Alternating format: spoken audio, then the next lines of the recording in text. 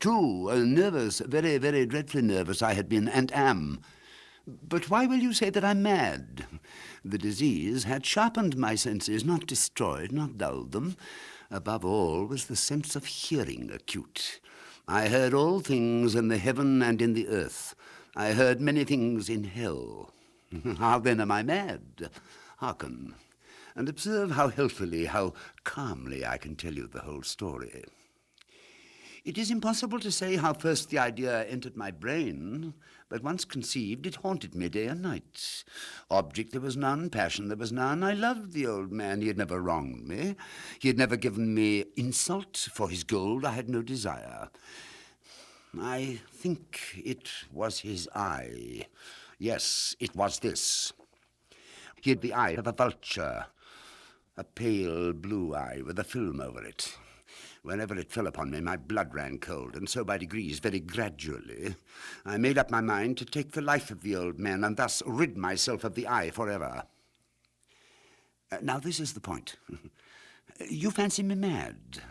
Madmen know nothing. But you should have seen me. You should have seen how wisely I proceeded, with what caution, with what foresight, with what dissimulation I went to work. I was never kinder to the old man than during the whole week before I killed him. And every night, about midnight, I turned the latch of his door and opened it. Oh, so gently. And then, when I had made an opening sufficient for my head, I put in a dark lantern, all closed, so that no light shone out, and then I thrust in my head. Oh, you would have laughed to see how cunningly I thrust it in.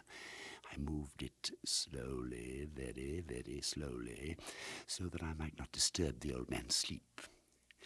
It took me an hour to place my whole head within the opening, so far that I could see him as he lay upon his bed. Would a madman have been so wise as this?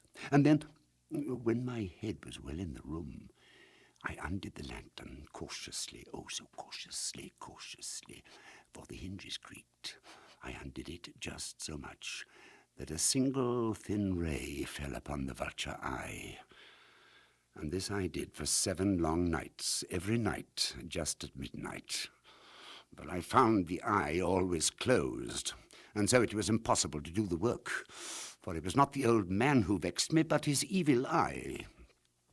And every morning, when the day broke, I went boldly into his chamber and spoke courageously to him, calling him by name in a hearty tone and inquiring how he had passed the night. So, you see, he would have been a very profound old man indeed to suspect that every night just at 12 I looked in upon him while he slept. Upon the 8th night, I was more than usually cautious in opening the door. A watch's minute hand moves more quickly than did mine. Never before that night had I felt the extent of my own powers, my sagacity.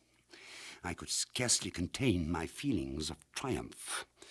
To think that there I was, opening the door little by little, and he not even to dream of my secret deeds or thoughts.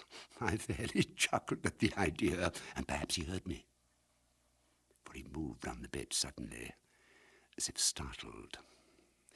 Now you may think that I drew back, but no. His room was as black as pitch, with the thick darkness, for the shutters were close fastened for fear of robbers. And so I knew that he could not see the opening of the door, and I kept pushing it on steadily. I had my head in and was about to open the lantern when my thumb slipped upon the tin fastening, and the old man sprang up in the bed, crying out, "Who's there?" I kept quite still and said nothing. For a whole hour I did not move a muscle, and in the meantime I did not hear him lie down. He was still sitting up in the bed listening, just as I have done, night after night, hearkening to the death watches in the wall. Presently I heard a slight groan, and I knew it was the groan of mortal terror. It was not a groan of pain or of grief. Oh, no, no, no.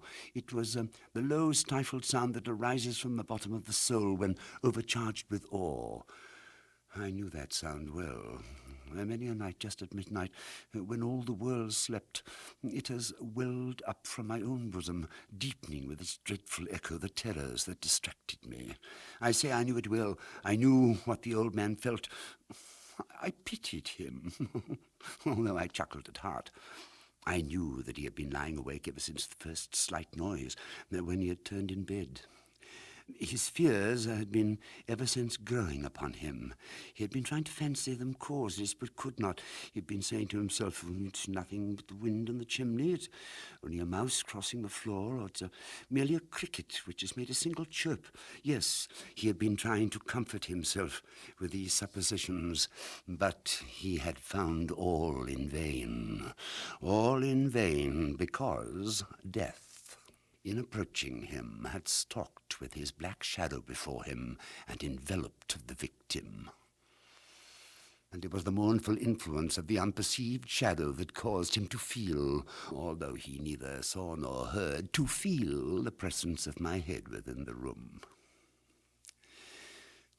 When I had waited a long time very patiently without hearing him lie down, I resolved to open a very little crevice in the lantern. So I opened it. You cannot imagine how stealthily, until at length a single dim ray, like the thread of the spider, shot from out the crevice and full upon the vulture eye. It was open, wide open, and I grew furious as I gazed upon it. I saw it with perfect distinctness, all a dull blue, with a hideous veil over it that chilled the very marrow of my bones. But I could see nothing else of the old man's face or person, for I had directed the ray, as if by instinct, precisely upon the damned spot. And now, have I not told you that what you mistake for madness is but over-acuteness of the senses? Now, I say, there came to my ears a low, dull, quick sound, such as a watch makes when enveloped in cotton. I knew that sound well, too. It was the beating of the old man's heart. It increased my fury as the beating of a drum stimulates the soldier into courage. But even yet I refrained and kept still. I scarcely breathed. I held the lantern motionless. I tried how steadily I could maintain the ray upon the eye. Meantime, the hellish tattoo of the heart increased. It grew quicker and quicker, and louder every instant. The old man's terror must have been extreme. It grew louder, I say, louder every moment. Do you mark me well? I have told you that I'm nervous, so I am. And now, at the dead hour of the night, amid the dreadful silence of that old house, so strange a noise as this excited me to uncontrollable terror. Yet for some minutes longer I refrained and stood still. But the beating grew louder. I thought the heart must burst. Now a new anxiety seized me. The sound would be heard by a neighbor. The old man's hour had come. With a loud yell, I threw open the lantern and leaped into the room. He shrieked once, only once. In an instant, I dragged him to the floor and pulled the heavy bed over him. I then smiled gaily to find the deed so far done. But for many minutes, the heart beat on with a muffled sound. This, however, did not vex me. It would not be heard through the wall. At length, it ceased. The old man was dead. I removed the bed and examined the corpse.